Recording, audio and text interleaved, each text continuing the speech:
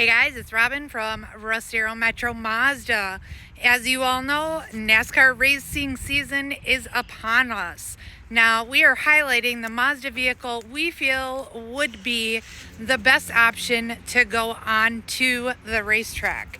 This is a 2024 Mazda Miata MX-5. This is the Grand Touring in Aero Gray.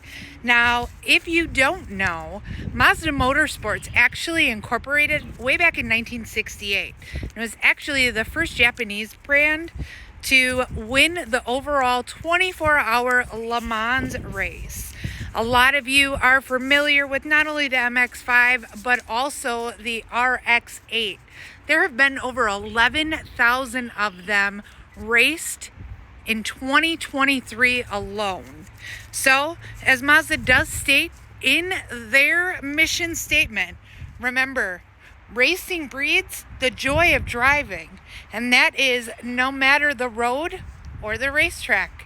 Give us a call. Let us know if you want to come check out one of these awesome little vehicles. Have a great day.